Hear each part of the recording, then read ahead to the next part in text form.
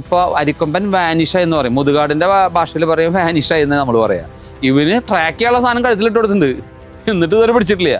കാട്ടിൽ കുറേ ആനയുണ്ട്, ഒരെണ്ണത്തിനെ രണ്ടതിനെ പത്തെണ്ണത്തിനെ പിടിച്ച് ഗവൺമെൻറ്റിന് പൈസയും കിട്ടും. അതോടൊപ്പം തന്നെ ആളുകൾക്ക് ആന വളർത്തും ചെയ്യാം. ആ ആന കൂടുതൽ കാലം ജീവിച്ചിരിക്കും. അപ്പം ആനസ്നേഹികൾ വരും കുറച്ച്, അവർക്ക് വെച്ചാൽ അവർക്ക് വേറെ പണിയൊന്നുമില്ല. എന്നെയൊക്കെ ഒരുപാട് ചീത്ത വിളിക്കും, ഡെയിലി എനിക്ക് എന്നും മെസ്സേജാണ്. നമ്മുടെ ട്രഡീഷൻ, നമ്മുടെ കൾച്ചർ അത് നിലനിൽക്കുക എന്നുള്ളതാണ്. എൻ്റെ മകന് പൂരം കാണാൻ പറ്റും, പക്ഷെ എൻ്റെ മകൻ്റെ മകനൊക്കെ തൃശ്ശൂർ പൂരം കാണാൻ പറ്റുമെന്ന് ചോദിച്ചു കഴിഞ്ഞാൽ ആനയില്ലല്ലോ, പിന്നെ എങ്ങനെ പൂരം കാണിക്കാൻ?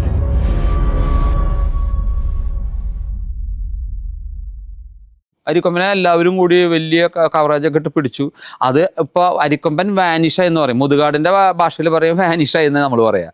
കാരണം എവിടെ പോയെന്ന് ആർക്കും അറിയില്ല. കാരണം ആനയെ പിടിച്ച് അതിനെ സംരക്ഷിക്കണ്ടേ, റെസ്പോൺസിബിലിറ്റി ആയിട്ട് എടുക്കണ്ടേ, അല്ലാതെ കാട്ടിലേക്ക് വീണ്ടും തള്ളിവിടുകയാണോ? അതാണോ ശരി? നമ്മുടെ മാതാപിതാക്കന്മാരെ നമ്മൾ സംരക്ഷിക്കണം, ആനയെ നമ്മൾ സംരക്ഷിക്കണം. അതിനുള്ള എന്തോരൊക്കെ സൗകര്യങ്ങളുണ്ട്. ഇപ്പോൾ കേരള ഫോറസ്റ്റിനുള്ള സൗകര്യം ഉണ്ടായിരുന്നില്ലേ, പക്ഷെ മീഡിയകൾ പറഞ്ഞു ഓ ഇത് വലിയ സംഭവം. കോടതിയും പറഞ്ഞു. കോടതി എന്ന് പറയുന്നത് ഇവിടുത്തെ സിസ്റ്റത്തിനെ കൺട്രോൾ ചെയ്യുന്നൊരു ഭാഗമാണല്ലോ.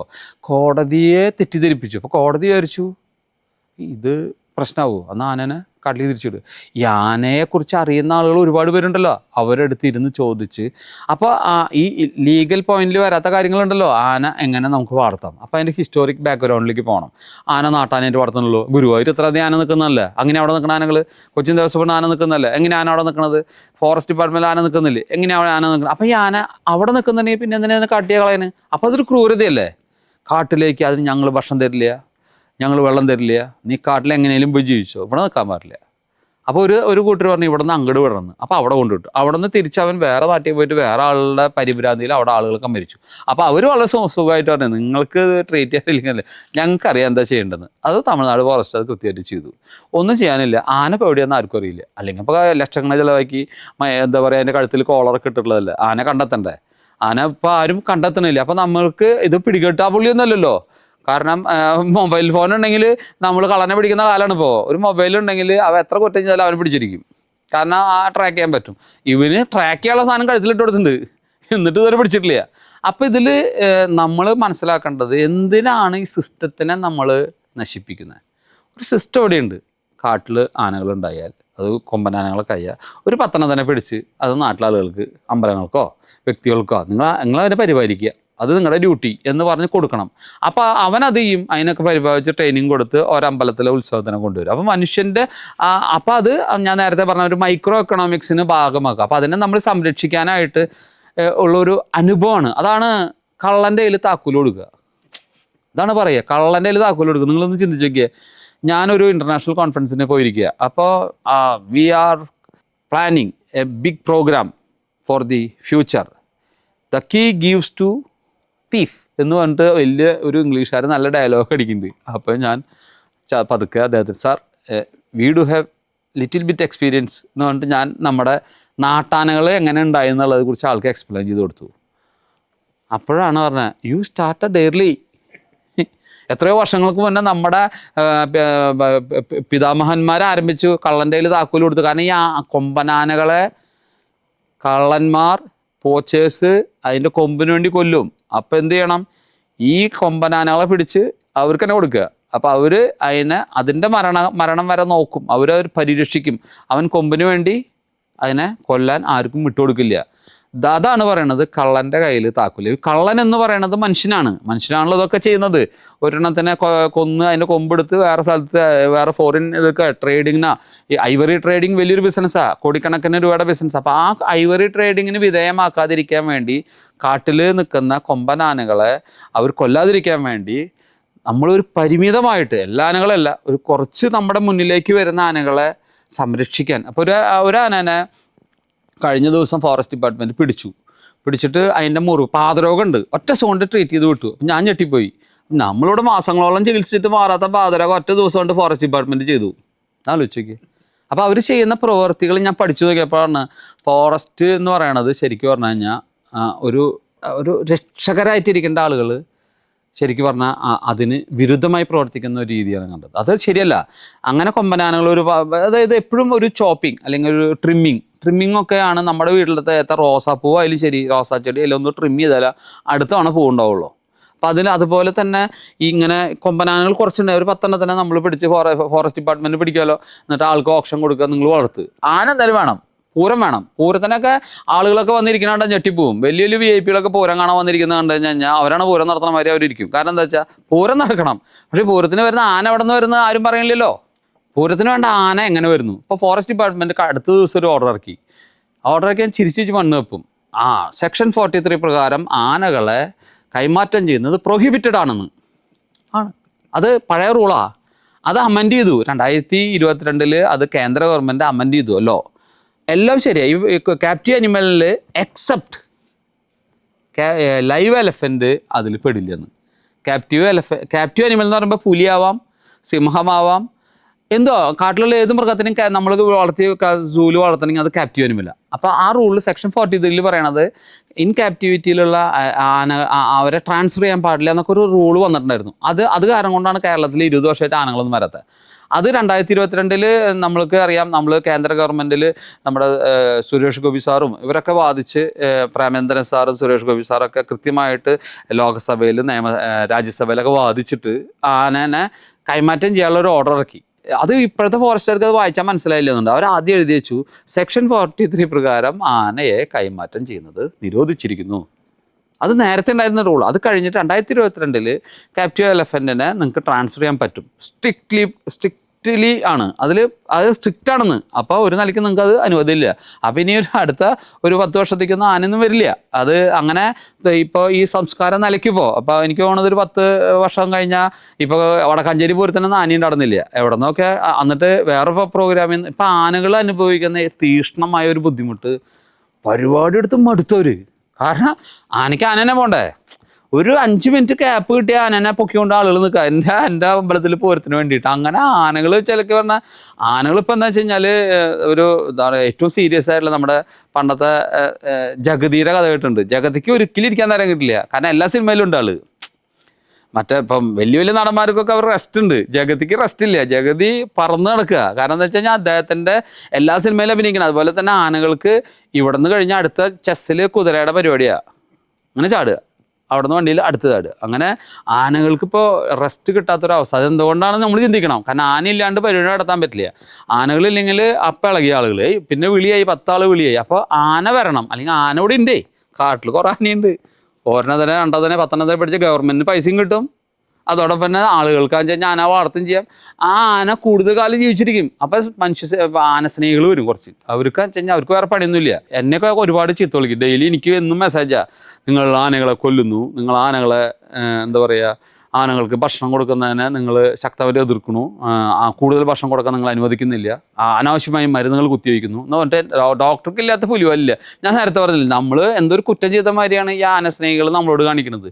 അവർക്ക് ഇതൊന്നും അറിയണ്ട. അവരങ്ങനെ വളരെ സാഹിത്യം എഴുതി ചേർത്ത് അത് ഇമെയിൽ ചെയ്താൽ മതി വീട്ടിലിരുന്നിട്ട്. അപ്പോൾ അന്വേഷണം വരും മേലെന്ന്. നിങ്ങൾ ആനനെ ഉപദ്രവിക്കുന്നു പറഞ്ഞിട്ട് നിങ്ങൾ അതിൻ്റെ കാര്യകാരണ സഹിതം എത്രയും വേഗം റിപ്പോർട്ട് ചെയ്യുന്നുണ്ട്, നമുക്ക് പത്രവാർത്ത അടുത്ത ദിവസം കിട്ടും. അപ്പം ഇതൊരു ജീവിതത്തിലെ അനുഭവങ്ങളാണ്. അപ്പോൾ കാട്ടാനേനെ നമ്മൾ സംരക്ഷിക്കണം. അതോടെ ആ സംരക്ഷണം ഏറ്റെടുത്താൽ ഈ പുലിവാലി തീർന്നു.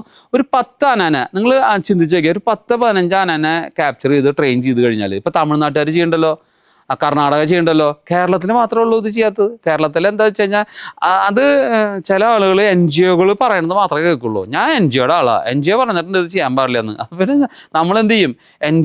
എന്താണ് NGOയുടെ ആവശ്യം എന്ന് വെച്ചാൽ നമുക്കറിയില്ല. കാരണം NGOയ്ക്ക് പ്രത്യേക അജണ്ടകളുണ്ട്. കാരണം ഈ സിസ്റ്റം ഇവിടെ നിങ്ങൾ ഇത്രയൊക്കെ സുഖമായിട്ടൊക്കെ തൃശ്ശൂർ പൂരം നടത്തണല്ലോ, നമ്മോട് കാണിക്കുന്ന ദേഷ്യം. എന്നിട്ട് ഒരു സ്ത്രീ വന്നിട്ട് നമ്മുടെ അടുത്ത് ചോദിച്ചു, ഒരു കനേഡിയൻ ലേഡി എന്നൊക്കെ പറഞ്ഞിട്ട് നമ്മുടെ അടുത്ത് വലിയ ഡയലോഗ് അടിച്ചു. അവർ വന്നിട്ട് എന്തോ ആന ചങ്ങലയിലാണെന്ന് പറഞ്ഞിട്ടൊരു കഥയൊക്കെ ഉണ്ടാക്കി, ഒരു സിനിമ ഉണ്ടാക്കി, ആ അവാർഡ് മേടിച്ച് നാരി പുരസ്കാരം വരെ മേടിച്ചു കേന്ദ്ര ഗവൺമെന്റ്.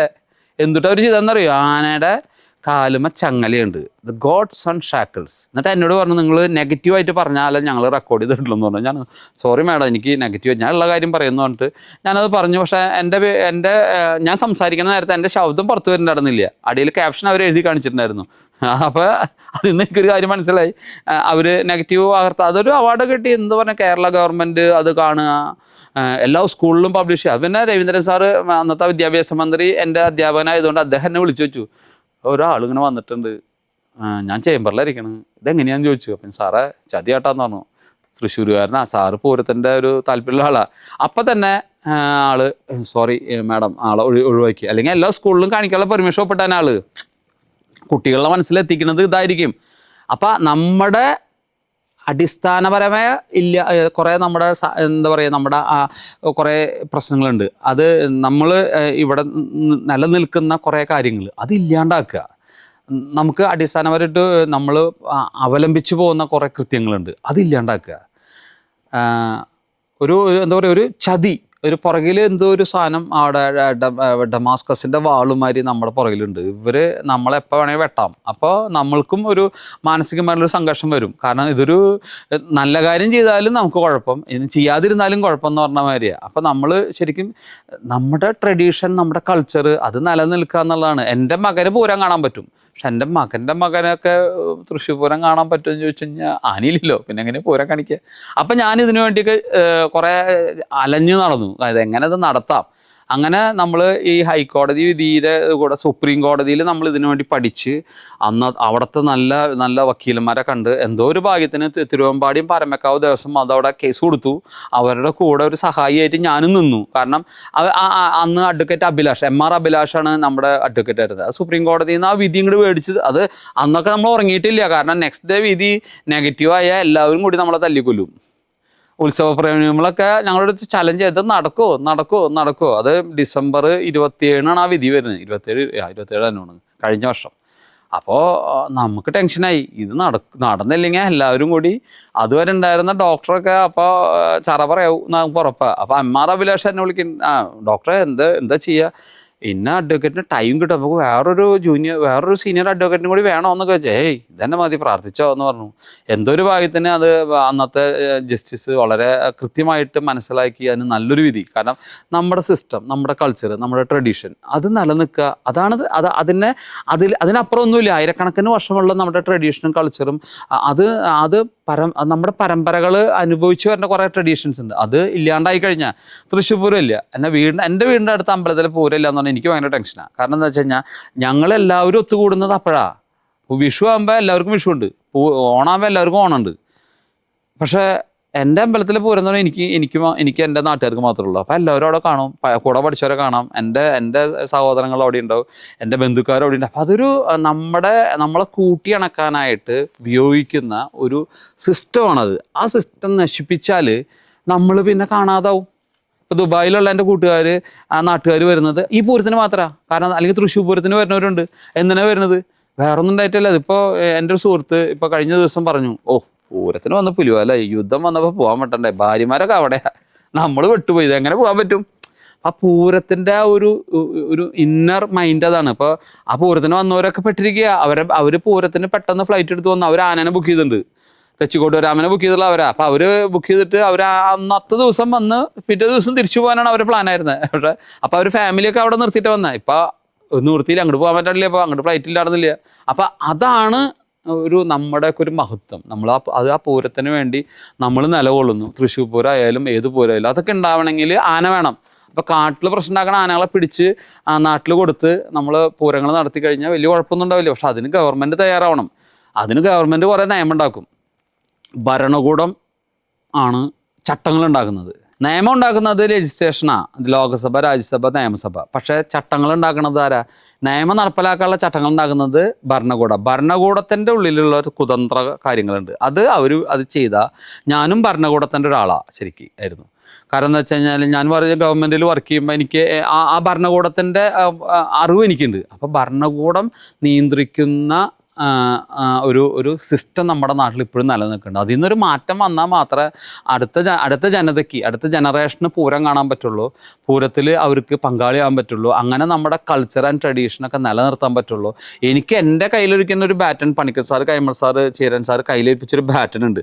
ആ ബാറ്റൺ അടുത്തൊരു ജനറേഷൻ ഏൽപ്പിക്കണമെങ്കിൽ അവിടെ ആന ഉണ്ടാവണം. അപ്പോൾ ആനയ്ക്ക് വേണ്ടി ഞാൻ എന്തായാലും നിലകൊള്ളേ പറ്റൂ, ആനകൾ എന്തായാലും വന്നേ പറ്റൂ. അത് ആസാമിൽ നിന്നായാലും ശരി, ത്രിപുരയിൽ നിന്നായാലും ശരി, ഇനി തമിഴ്നാട്ടിൽ നിന്നായാലും കർണാടകയിൽ നിന്നായാലും കേരളത്തിൻ്റെ കാട്ടിൽ നിന്നായാലും ശരി, ആനകൾ വന്നില്ലെങ്കിൽ ഇനി വരാൻ പോകുന്ന പൂരങ്ങളൊന്നും ഉണ്ടാവില്ല. അപ്പോൾ പത്താഴത്തിലെ നെല്ല് കഴിയണവരെ കാത്തിരിക്കരുത്. അപ്പോൾ കഴിഞ്ഞാൽ പിന്നെ എല്ലാം പോയി. കഴിയാതെ നോക്കേണ്ട ഒരു ചുമതല പൊതുജനങ്ങൾക്കാണുള്ളത്. ജനങ്ങൾ വിചാരിക്കണം, ന്യൂജൻ വിചാരിക്കണം, ഞങ്ങൾക്ക് ഞങ്ങളുടെ അടുത്ത ജനറേഷൻ ഇത് കാണിക്കാൻ പറ്റാം. അപ്പം ന്യൂജനൊക്കെ എന്താ പറയുക തിളച്ച് പറയുന്നുണ്ടല്ലോ, അതുപോലെ തിളച്ച് പറയണം. എനിക്കും ആ പൂരപ്രേമികളുടെ മനസ്സിൽ ഇതൊക്കെ ഉണ്ടാവണം. ആനകൾ വരണം, ഗവൺമെൻറ്റിനെ അത് ബോധ്യപ്പെടുത്തണം. വരുന്ന ആളുകളെ നമ്മൾ ബോധ്യപ്പെടുത്തി ആ ഭരണകൂടത്തിനെ നിയന്ത്രിക്കാൻ പറ്റണം. ആ ഭരണകൂടത്തിനെ കൊണ്ട് അത് ചെയ്യിപ്പിക്കാൻ പറ്റണം. എന്നാൽ മാത്രമേ നമുക്ക് അടുത്ത പൂരങ്ങൾ കിട്ടുള്ളൂ എന്നാണ് എനിക്ക് പറയാനുള്ളത്.